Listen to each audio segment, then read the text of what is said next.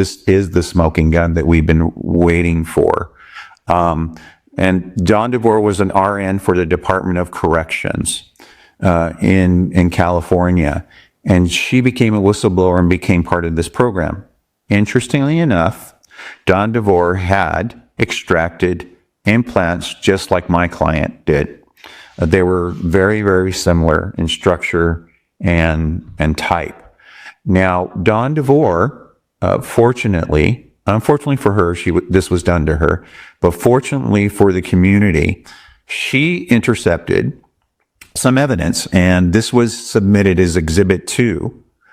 And this was a document that was only meant for high-level management in the Department of Corrections.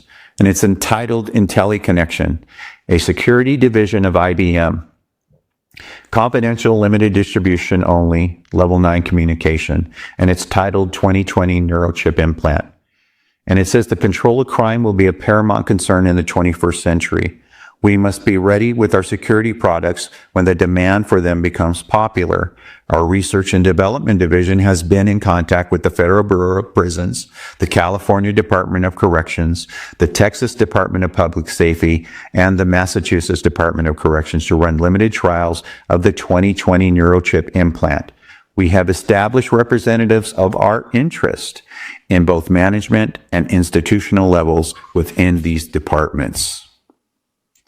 Federal regulations do not yet permit testing of implants on prisoners, but we have entered into contractual agreements with privatized healthcare professionals and specified correctional personnel to do limited testing of our products. We have also had major success in privately owned sanitariums with implant technology. Think about the most vulnerable in our society. We need, however, to expand our testing to research how effective the 2020 Neurochip implant performs in those identified as the most aggressive in our society. Limited testing has produced a number of results. In California, several prisoners were identified as members of a security threat group. They were brought to the Health Services Department in Pelican Bay and tranquilized with advanced sedatives developed by our Cambridge, Massachusetts laboratories. The implant procedure takes 60 to 90 minutes depending upon the experience of the technician. We are working on a device which will reduce the time by as much as 60%. The results of the implants on 8 prisoners yielded the following results. The implants served as surveillance monitoring devices in the threat group. Now, that's important because they can see and hear everything in the environment if this is done to you. Implants disabled 2 subjects during an assault on correctional staff. All they had to do was send a frequency to the chips, and it incapacitated them. Wow. Universal side effects in all 8 test subjects revealed that when implants were sent 116 megahertz signal, all subjects became lethargic and slept on an average of 18 to 22 hours per day. All subjects refused recreation periods. Obviously, if you're lethargic, you're not going to do that. You're also going to refuse exercise.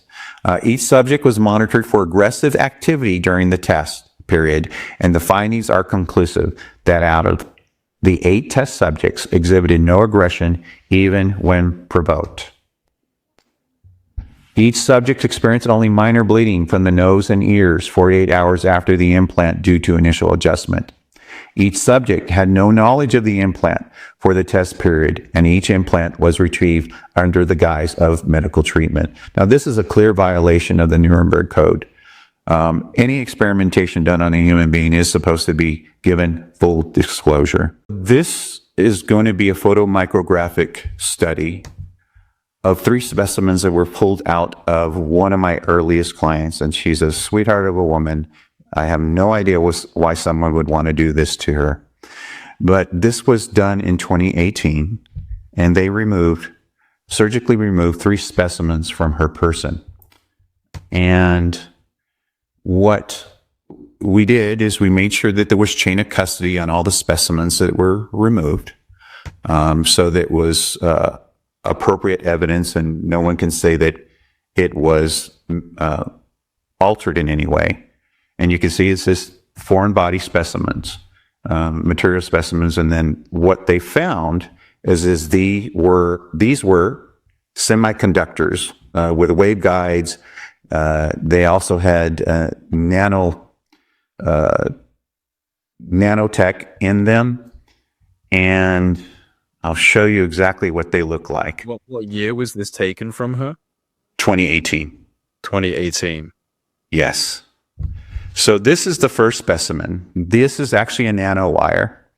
Our bodies don't reject these biosensors, and so our tissues will engulf them. So there is no rejection of these. And these are very, very small. They're approaching nano size of these specimens here. And they come in various shapes and sizes. So this is what we've concluded, that we believe that this is the reason that they are receiving this signal that they hear. And just to show you the progression of this technology, this is the Larson case. This was a politician in Southern California, and this was in late 2009, and he had over 10 of these biosensors removed from his person. Now look at the size of these sensors. This is 2 letters on a penny. This is how small they were in late 2009. They were in various shapes and sizes. This one here is about the size of four letters on a penny. But this was taken out of Mr. Larson, and he sued, and it was thrown out of court. And the reason it was thrown out of court was because he inadvertently signed up to be in an experiment. And what these biosensors were doing were sending real-time data of his physiology. And so this is part of our fight, is to make sure that when someone enters into experiment, that they are given full disclosure, because if Mr. Larson had been given full disclosure, he would never have allowed them to do what they've done.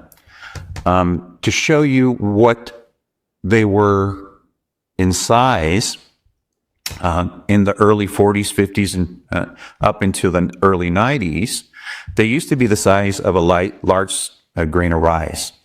This case here is the Bob Boyce case. Now, Bob Boyce was an inventor of a high-efficiency engine, and he, when I spoke to him, he had developed terminal cancer. And he said to me, he just thought he was going to die from this cancer, and so that was going to be his life.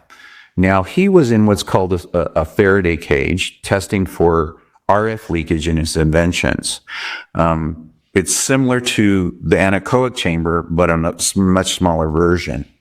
Now, what we see here is a cancerous tumor.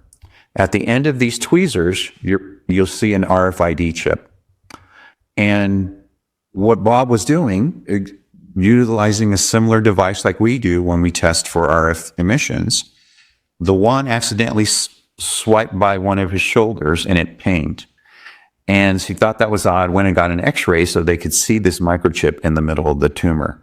So he had surgery.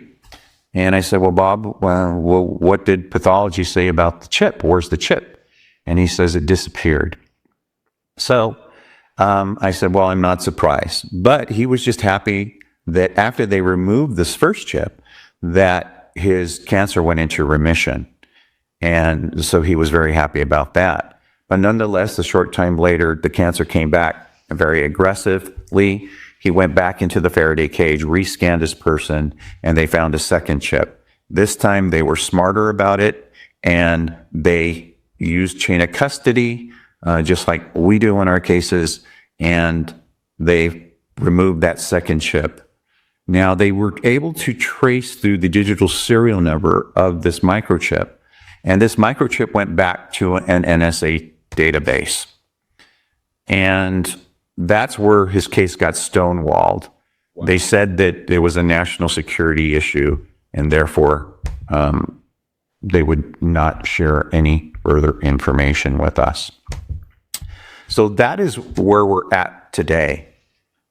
We do have an unusual case that recently popped up. It's a special forces soldier who was having some bizarre symptoms. And a lot of times it's not uncommon for someone to say that they had a loss of time. And he expressed this, and then shortly thereafter started having some auditory symptoms. And so we decided, well, why don't we do an RF scan on you and let's see. And to our surprise, it did come up positive.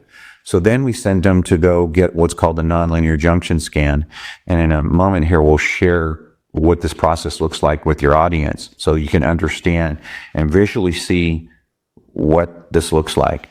And when we sent him to have a nonlinear junction scan, we were surprised that he came up hot in 6 locations. But what's most unusual about his case is that there was a frequency that was detected we had not detected in the last 20 years that we've been doing this. And when we traced this signal, we expected it to be a frequency that was owned by the United States, and it wasn't. It was actually owned by NATO. And so we're like, well, what the heck does NATO why would NATO have the license rights on this frequency, particularly coming from a U.S. Special Ops soldier? How did you find out that this frequency was licensed to NATO? So there are databases that you can type in the frequency spectrums, and they will tell you exactly who owns those frequency spectrums. Now, this is done globally. They have to, so that we don't have what's called crosstalk or interference between one country versus the other.